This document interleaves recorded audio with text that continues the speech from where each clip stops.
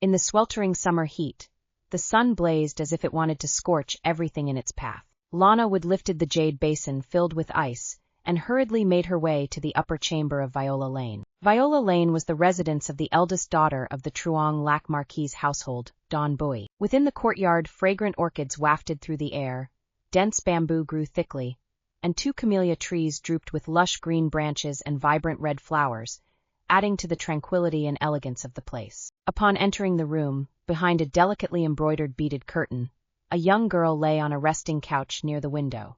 Though her complexion was pale, it could not conceal her extraordinary beauty, which was still evident. 10 days prior, her mistress had left the city to stroll around the Lac Than Lake, but unfortunately fell into the water and fell ill thereafter. After 2 nights of unconsciousness, she gradually began to recover, so she had been resting quietly these past few days. Lana Wood quickly set down the basin of ice, hesitated for a moment, then said, "Miss, the second young master of the Tong family has come again, saying he is very worried about you and wants to meet you no matter what." Dawn Bui's half-closed eyes suddenly opened, revealing a sharp gaze that belied her age. "From now on, if he comes, there's no need to report to me. Just refuse him outright." Lana Wood left the room, instructed a maid to convey the message, and returned, only able to sigh helplessly at Ella Snow, who was standing by the mistress's side. Many years ago, Dawn Bui's great-aunt had married into the Tong family, becoming the legitimate wife of the old Marquis Megan Tong, who was now the matriarch. Because of this marriage,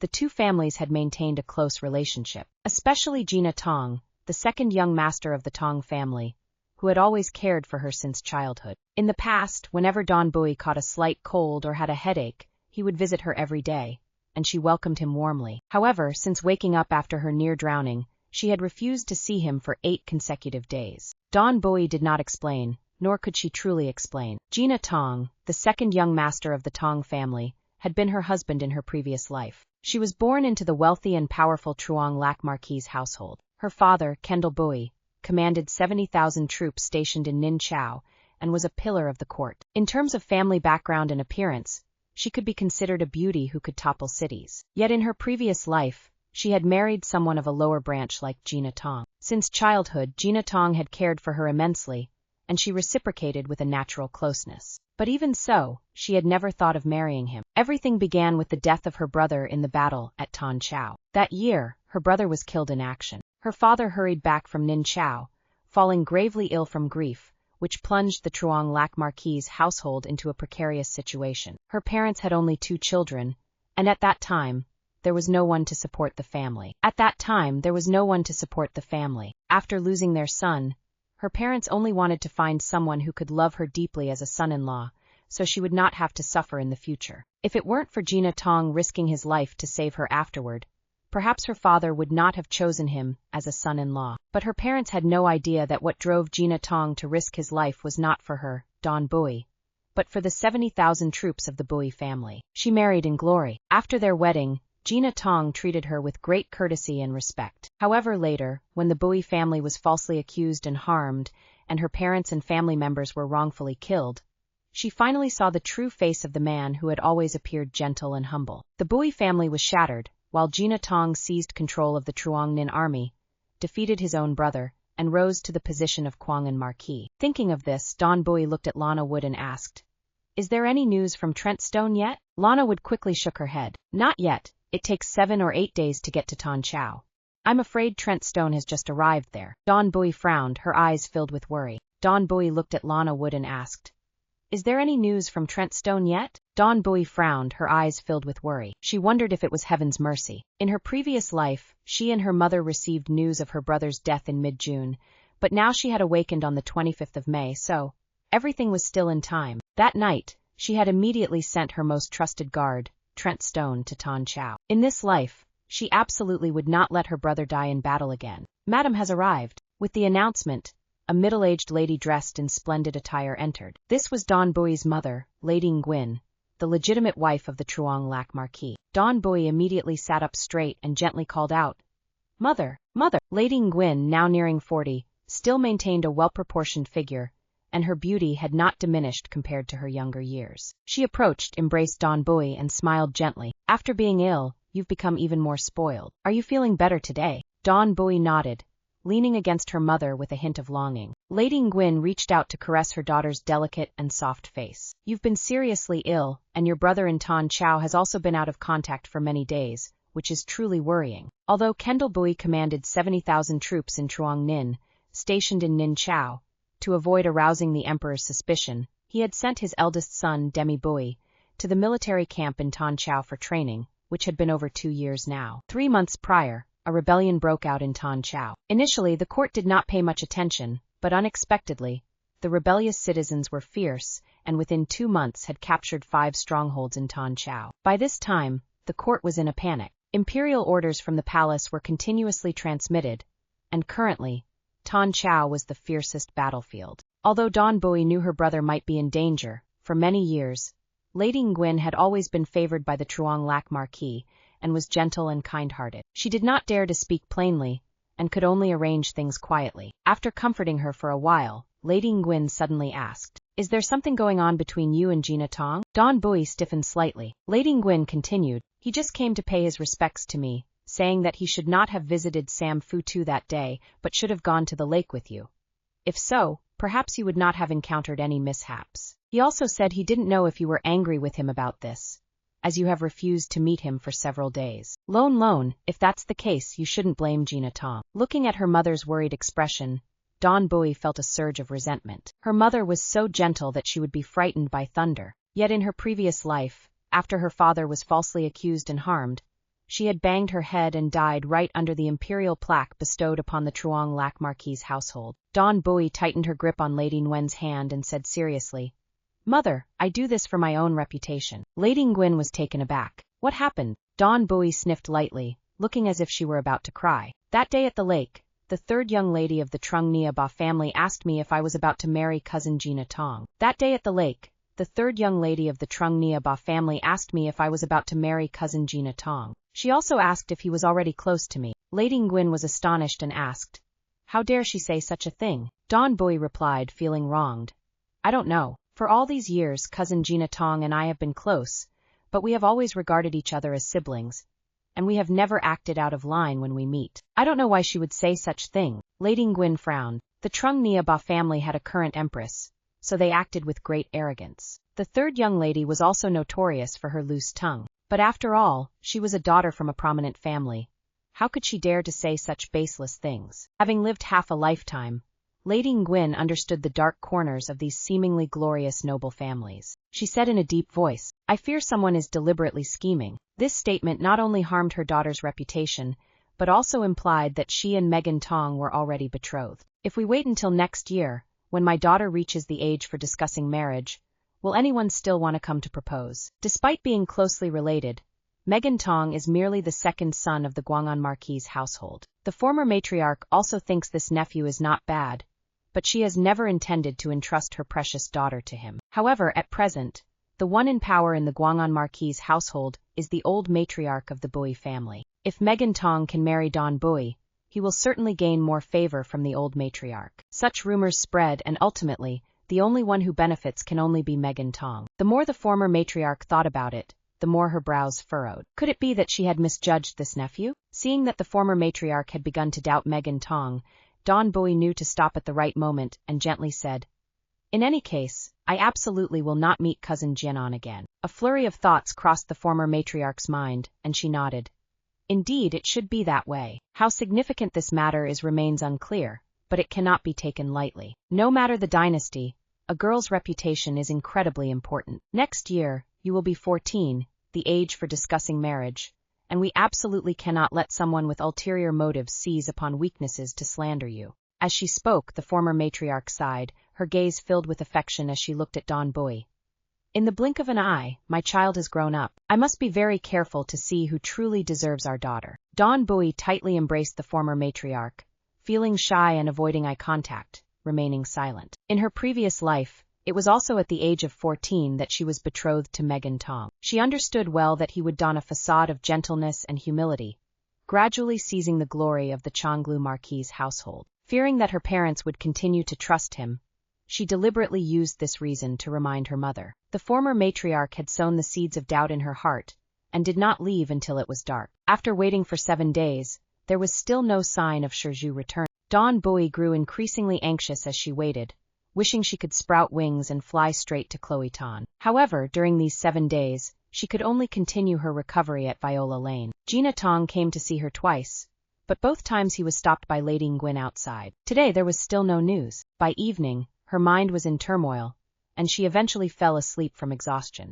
As soon as she drifted into slumber, the blood-red scene from that night invaded her dreams once more. In her past life, relying on the reputation of the Chuang Lac Marquis residence, Gina Tong could be considered a person of high authority. If it weren't for his later involvement with King Theo, seeking to become a meritorious minister to assist the emperor, she might never have had the chance to deal with him. That was the final moment of her previous life. Gina Tong wanted to help King Theo rebel, but his plan was exposed by her. Immediately, the imperial guards of the royal capital, clad in black armor, surged into the residence of the Kuang and Marquis. Those who had once held high positions, the most arrogant and domineering in the court, became the sharp blades in her hands that night. The Great Shoa had been established for over 100 years, and the royal capital was the emperor's eyes and ears, supervising all officials, investigating every agency in the court, instilling fear throughout the realm. The blade of the royal capital could even strike down princes, let alone someone like Gina Tong. She stood on the 2nd floor of Jade Lock in the Kuang and Marquis' residence, witnessing this place turn into a sea of blood. Through the thick darkness in her dreams, the scene in the outer courtyard became even clearer. The guards of the Kuang and Marquis' residence fought fiercely, but in an instant, they were beheaded by the imperial guards of the royal capital. The servants trying to escape were shot through the back with arrows. As for Gina Tong, at that moment, he was like a lost dog, trampled underfoot by someone. The person wore black boots embroidered with dragon patterns, a belt of purple gold, and a long black robe adorned with dragon motifs. He had broad shoulders, long arms, and an imposing presence that made others tremble in fear just by standing there. He stepped on Gina Tong, as if crushing an ant beneath his foot. With just a little force, he could take his life instantly. Suddenly, he turned his head to look at her. His eyes were deep like phoenix eyes, glimmering with dark ink, black as an unfathomable abyss, shining with a terrifying brilliance. In those eyes there was a cold, killing intent, exuding a ruthless aura, like the flash of light from a blade about to strike. Dawn Bui jolted, as if she had just seen a malevolent spirit. In the next moment, he raised the blade in his hand and struck down, Gina Tong's head rolling on the ground. Dawn Bui woke up with a start, trembling all over. She gasped for breath, her heart still pounding from the shock. This was not the first time she had dreamed of Trent Mako. Since her rebirth, it had been more than half a month, and every 2 or 3 days, she would dream of him again. Trent Mako, the youngest chief of the royal capital in history, was also the first to hold this position without being a eunuch. At 19, he appeared in the royal capital under the guise of being the adopted son of Chief Vanessa Ha, later becoming Vanessa Ha's right-hand man, committing countless atrocities alongside him. But just 2 years later, Vanessa Ha was embroiled in a corruption case in Ho Chau. This case shook the court due to its vast implications, but for some reason, it was Trent Mako who ultimately stood up to investigate. Under his command, all of Vanessa Ha's crimes were exposed. The entire chief's residence, 76 people from top to bottom, were executed by him right at No Man. From then on, Trent Mako replaced Vanessa Ha, becoming the most trusted favored minister of Emperor Kenan. He was cruel, ruthless, and indifferent even to his own kin, his reputation for brutality spreading throughout the realm. Later, he created a series of wrongful cases, framing loyal officials, turning the court into a tool for the treacherous, pushing deceit and betrayal to their extremes. Emperor Kenan even broke precedent to promote him, his power so great that even princes found it hard to compare. The people of Dai so outwardly called him Chief Lord, but behind his back, they secretly referred to him as the living king of hell. Just mentioning his name would make children stop crying immediately. Dawn Bui stared at the screen, not understanding why she kept dreaming of Trent Mako and his shadowy eyes. That night, when Trent Mako led his men into the residence, she was nearly exhausted, barely managing to hold on before taking her last breath. At that time, it seemed he and the imperial guards of the royal capital had reached the lower level of Jade Lock. The sky was brightening. Dawn Bui sighed, trying to dispel the image of those ghostly eyes from her mind. Just as she was about to call Molly Lane to serve her, she suddenly heard hurried footsteps outside. Miss, wake up! Tracy Stone has returned." The drowsiness vanished, and Dawn Bui immediately sat up. After adjusting her clothing, she hurried outside to find Tracy Stone waiting, covered in dust. Dawn Bui rushed over, asking anxiously, How is my brother? Tracy Stone's face was filled with worry.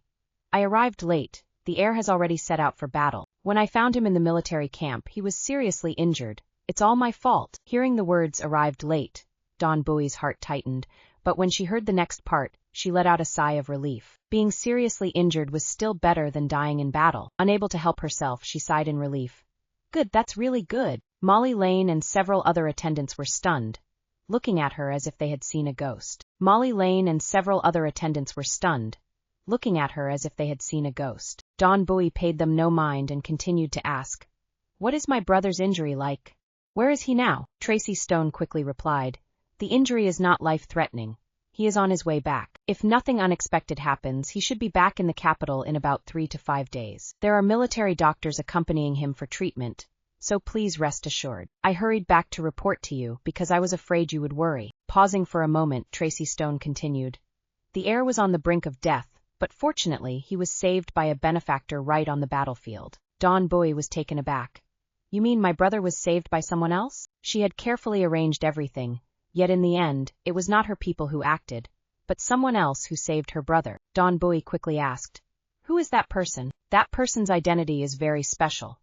The heir did not tell me their name, only that this person is incredibly brave and a great contributor in the recent pacification of Chloe Ton. When the heir returns, you will know." Dawn Bowie couldn't help but furrow her brows. Someone had changed her brother's fate on her behalf. Who could this person be? Dawn Bowie waited for 3 days and finally, she awaited Demi Bowie's return. By this time it was already late June, and the sweltering heat made it hard to breathe. When Demi Bowie was carried into the residence on a stretcher by the guards of the Bowie family, Lady Ngwyn had already cried until her eyes were swollen. Lady Ngwyn cried out of sorrow for her son, while Dawn Bowie cried tears of joy at being reunited with her brother. After bringing Demi Bowie back to Truc Phong Vien, the two of them hurriedly inquired about his injuries. Demi Bowie, now 17, was handsome and had a heroic demeanor, seemingly carved from the same mold as the young Chuang Lac Marquis. He reassured them, "It's just a wound from an arrow, hit in the leg. On the way back, there were military doctors accompanying me, and it's already healed more than half. I just need to change the dressing every day, nothing to worry about. Now that the rebel forces have been quelled, I've achieved great merit. You should be happy." He sighed, continuing slowly, "This time, the rebels in Chloe Ton were led by well-trained militia, much more formidable than the bandits we have dealt with before. Not a few brothers beside me have sacrificed themselves. Although I am injured, at least I still have my life. Compared to those who have fallen, this little pain is nothing." Hearing this, Dawn Bowie's heart tightened. In the previous life, Demi Bowie also lost her life on the battlefield of Chloe Ton. The original lady, not well versed in medicine, saw that her son was carried back and his wounds were stable, and she gradually felt more at ease. However, thinking of the fallen soldiers, she could not hold back her tears. Those bandits are truly detestable. This battle has forced so many people to leave their homes, and countless families are left with white hair mourning their young. The original lady was gentle by nature. Even though she had married into the Truong Lac Hau family and was accustomed to hearing tales of war, every time she mentioned casualties, she could not help but feel heartbroken and shed tears. Demi Bowie hurriedly said, "Mother, this time I survived thanks to a great benefactor. That day when I was trapped on the battlefield, it was that person who descended from the heavens to save me." The original lady was taken aback, and Dawn Bowie anxiously looked at Demi Bowie, as this was the very thing she wanted to know most. "Brother who saved you?" Demi Bowie looked at her mother and sister, who were eagerly awaiting the answer and could only smile wryly. "I only know his surname is Chu. As for his specific identity, I am not sure." The original lady frowned. "Then where is this benefactor now?" "He saved your life. We should personally go and thank him." "How can you not know anything about his identity?" Demi Bowie replied. "Mother, before this, His Highness the young prince came to Chloe Ton with the Emperor's decree a month and a half ago. On the day I was ambushed and severely injured, the benefactor appeared to help me. After that, His Highness the young prince temporarily kept him by his side. Not only that, but the benefactor also personally killed the leader of the rebellious civilians, achieving great merit. As for me, due to my injuries, I had to lie in bed recuperating, so I haven't had the chance to meet him again. Before returning to the capital, I had asked Prince King Ulysses about the identity of the benefactor, but he said that this person was not simple and required further investigation to know more. Lady Natalie and Dawn Bowie were both taken aback. Demi Bowie continued, "Even Prince King Ulysses deliberately keeps secrets from me, which shows that this person is not an ordinary character. He will arrive in the capital 2 days later than I do. When he comes, I will seek him out, and by then, we will surely learn his true identity." Hearing this, Lady Natalie felt reassured. That would be good. Without that benefactor, I would not have been able to see you again. This gratitude, our entire Truong Lac Hao household has no way to repay. At this point, Lady Natalie thought of Demi Bui nearly dying, and her heart ached, her eyes turning red. Demi Bui comforted her. "Don't worry, once I find the benefactor, we will go together to express our gratitude." At present, her son was gravely injured, and her daughter had just recovered from illness. So Lady Natalie was only concerned about their health. At present, her son was gravely injured, and her daughter had just recovered from illness. So Lady Natalie was only concerned about their health. After chatting for half an hour, she went down to the kitchen to cook for them herself. As soon as she left, Don Bui hurried over and took Demi Bui's hand. "Brother!" Demi Bui signaled to the young servant Liam Long standing guard outside the door, then lowered his voice to say, "I was hit by an arrow in the leg and another in the back.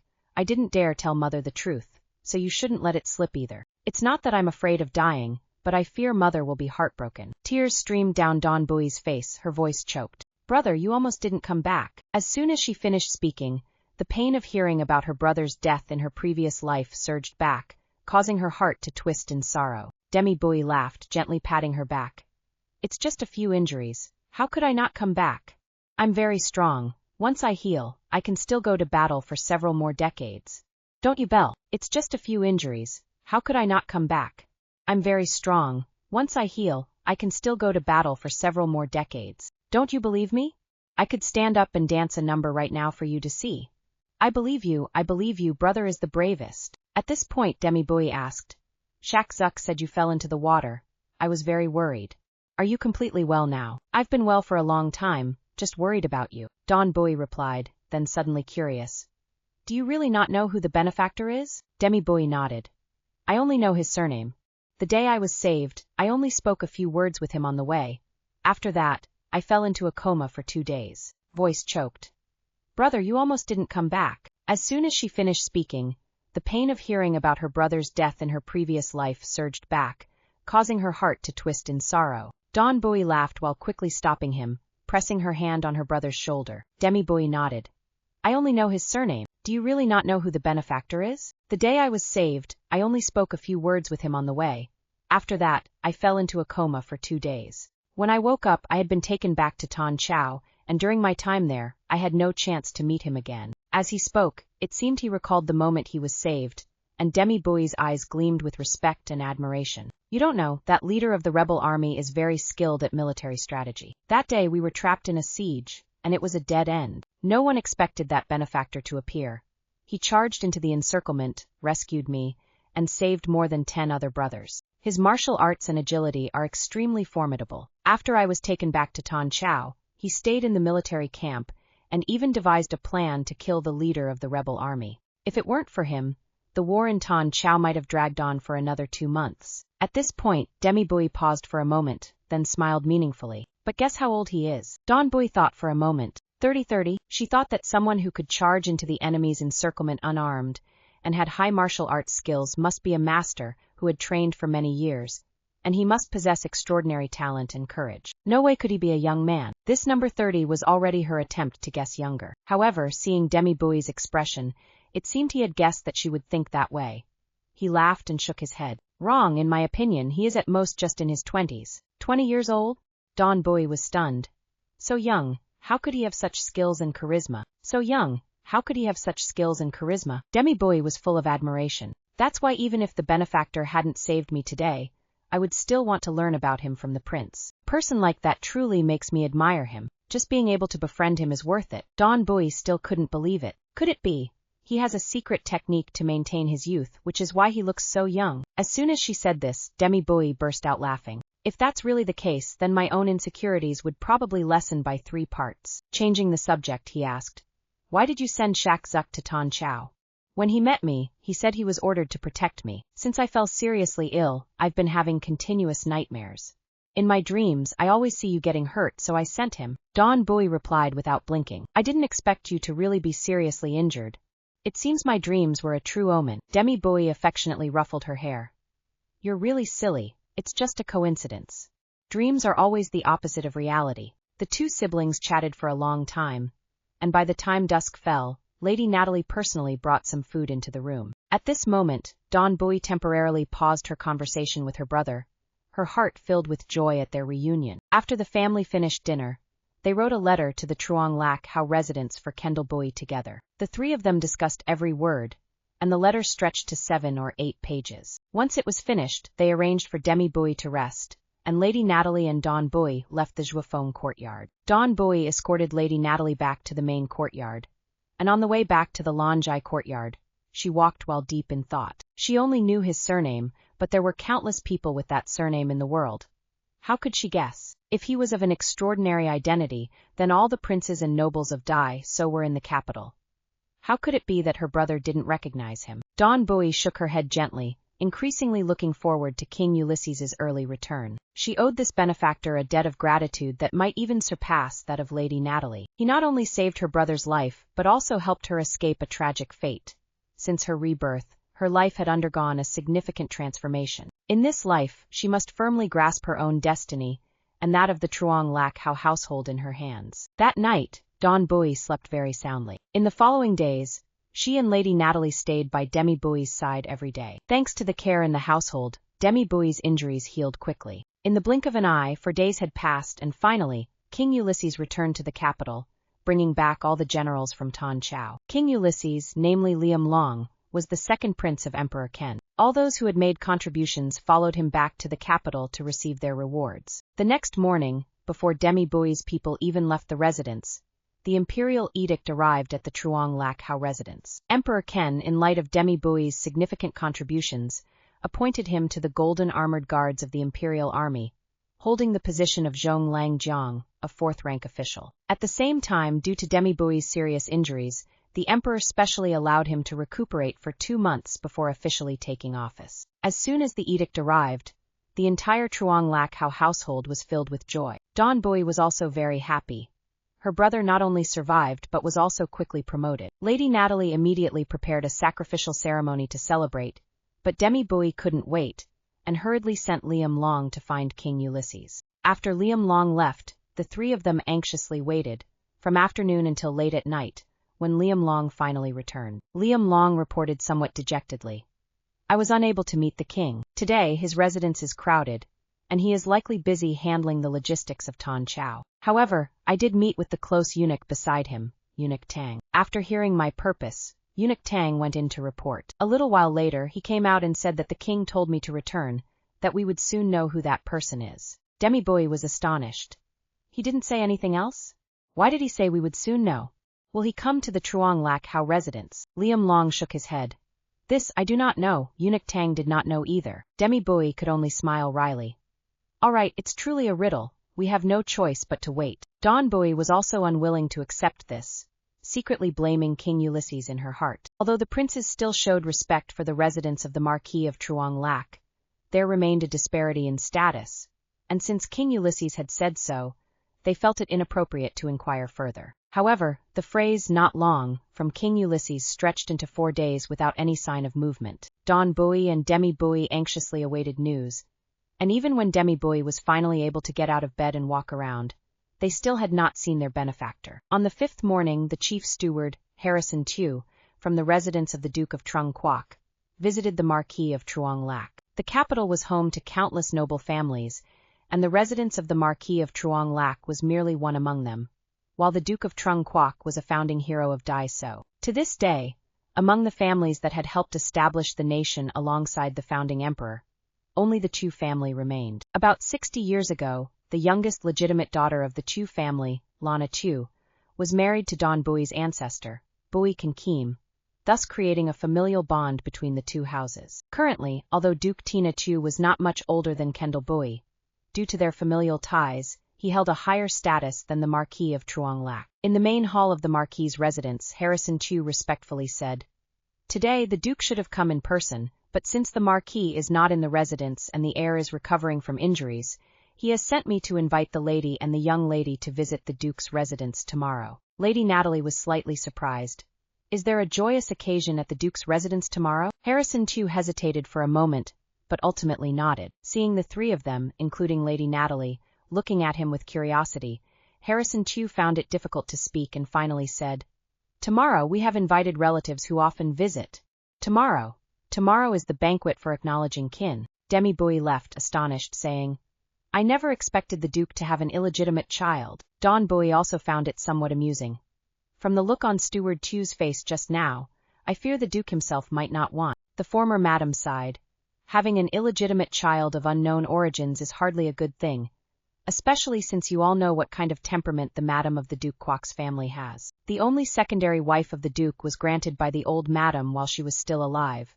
For many years there has been no one else by his side, and many people in the capital take that as a model. Now, suddenly, a son has appeared, and I fear everyone in the Duke Kwok's residence is anxious." 20 years ago, Duke Zhonghua, Xiao Chun, married Harrison Ho, the daughter of the Grand General David Ho, Hu Duyong. Later, Hu Duyong passed away, and her elder brother Liam Ho also joined the army. He is currently the commander of 9 cities, holding the title of first-class general. The reputation of the House of Ho is not inferior to that of the Chonglu Marquis, and moreover, the House of Ho is known for their strong-willed nature. Over the years, they have maintained a tight grip on the internal affairs of the Duke Kwok's residence, leading the capital to believe that the Duke dotes on her immensely. Having been the Duke Kwok's madam admired by many for so many years, the sudden appearance of an illegitimate child from outside is akin to a slap in her face. Demi Bui said, "If that's the case, it's already quite good that madam who is willing to let the Duke acknowledge this illegitimate child. Why must there be a banquet for the acknowledgement? Holding such a banquet is nothing short of openly supporting him, isn't it?" Don Bui also frowned.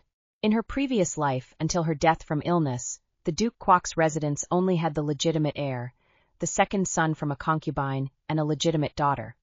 How could there suddenly be a third son who is an illegitimate child in this life? Her brother hadn't died in battle. Could it be that other matters would also change? The former madam said, "Supporting him like this must have its reasons. We'll find out tomorrow when we go." What Don Bui and Demi Bui were most concerned about was still the benefactor who saved their lives. Although they were very curious about this matter, they didn't think too much about it. That night, Don Bui dreamt of Max True again. In her dream, Max True not only faced her through the night, but also held a bloodied blade, stepping toward her one slow step at a time. Each step he took left a bloody footprint, and gradually, the dragon robe he wore became stained a deep red. He resembled a god of death emerging from hell, his eyes sharper than ever, staring intently at Don Bui. She looked at the blade in his hand, feeling that the next person to have their head chopped off would be herself. Don Bui awoke in fear. Until she sat in the carriage heading to the Duke Kwok's residence, she still hadn't regained her composure.